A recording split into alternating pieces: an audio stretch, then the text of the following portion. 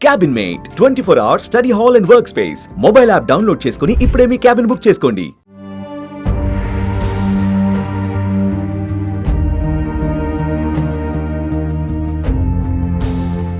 Jubilee Hills BRS MLA Maganti Gopinath కన్నుమూశారు. ఈ నేపథ్యంలో పార్టీ కార్యకర్తలు, ఆయన అభిమానులు తీవ్ర దిగ్భ్రాంతికి గురయ్యారు.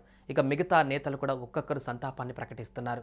ఇక గతేడాది ఎన్టీఆర్ విగ్రహావిష్కరణ కార్యక్రమంలో మాగంటి గోపీనాథ్ పాల్గొన్నారు. ఈ సందర్భంగా ఆయన మాట్లాడుతూ ఎన్టీఆర్తో తనకున్నటువంటి అనుబంధాన్ని పంచుకున్నారు. 1982లో ఎన్టీఆర్ తెలుగుదేశం పార్టీని స్థాపించిన నాటి నుంచి తాను ఆయన వెంటే నడిచానని అన్నారు. ఎన్టీఆర్ స్ఫూర్తితో 20 ఏళ్ల వయసులోనే రాజకీయాలలోకి వచ్చానని, 22 ఏళ్ల వయసులోనే 1985లో తెలుగు యువత హైదరాబాద్ జిల్లా అధ్యక్షుడిగా ఎన్టీఆర్ తనను నియమించారని మాగంటి గుర్తు చేసుకున్నారు. అన్న ఎన్టీఆర్ఏ స్వయంగా తనకు జాయినింగ్ లెటర్ అందజేశారని అన్నారు. ఆ టైంలో రాష్ట్ర తెలుగు యువత అధ్యక్షుడిగా దగ్గుబాటి వెంకటేశ్వరరావు ఉన్నారని అన్నారు. 1987లో హుడా డైరెక్టర్గా, 1988లో హైదరాబాద్ కన్స్యూమర్ డిస్ట్రిక్ట్ మెంబర్గా నియమించారని అన్నారు. చిన్న వయసులోనే ఎన్టీఆర్ తనకు అనేక ముఖ్య పదవులు ఇచ్చారని మాగంటి ఆ కార్యక్రమంలో గుర్తు చేసుకున్నారు.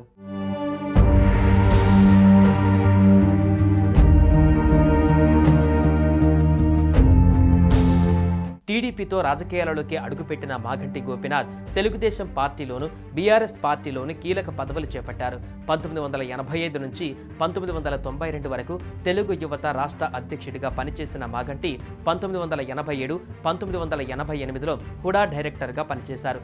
1988 నుంచి 1993 వరకు వినియోగదారుల ఫోరం అధ్యక్షుడిగా, టీడీపీ హైదరాబాద్ జిల్లా అధ్యక్షుడిగా వివిధ హోదాలలో మాగంటి గోపీనాథ్ పనిచేశారు.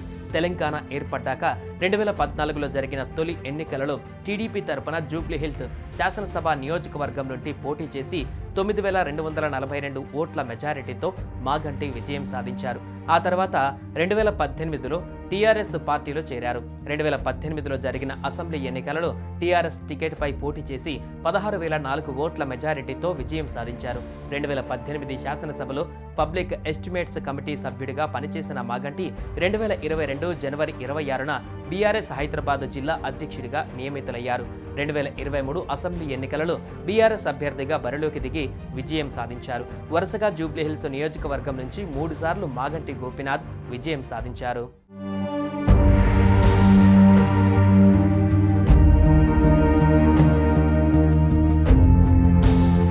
మాగంటి ఆరోగ్యం క్షీణించడానికి ఆయన అనుచరుడు మహమ్మద్ సర్దార్ ఆత్మహత్యనే కారణంగా చెబుతున్నారు. సర్దార్ ఇంటిపై నుంచి దూకి జూన్ 4న చనిపోయాడు. దీంతో మాగంటి గోపీనాథ్ మనస్తాపం చెందారని అంటున్నారు. నిద్రాహారాలు మానేసి సర్దార్ గురించే ఆలోచించడం మొదలుపెట్టారని అంటున్నారు. అనుచరుడు మరణం ఆయన మనసును బాగా కదిలించింది. సర్దార్ ఆయనకు కుడిభుజంగా ఉంటూ పార్టీ కార్యక్రమాలలో యాక్టివ్గా పనిచేసిన వ్యక్తి. మాగంటి గోపీనాథ్ మహమ్మద్ సర్దార్ అంతిమ యాత్రలో కూడా పాల్గొన్నారు. అప్పటికే ఆయనకు కిడ్నీ సమస్య కూడా ఉంది. దీంతో జూన్ 5న ఛాతీ నొప్పి రావడంతో కుటుంబ సభ్యులు ఆయనను గచ్చిబౌలిలోని ఏఏజీ ఆసుపత్రిలో చేర్పించగా చికిత్స పొందుతూ ఈరోజు ఉదయం 5:45 తుది శ్వాస విడిచారు.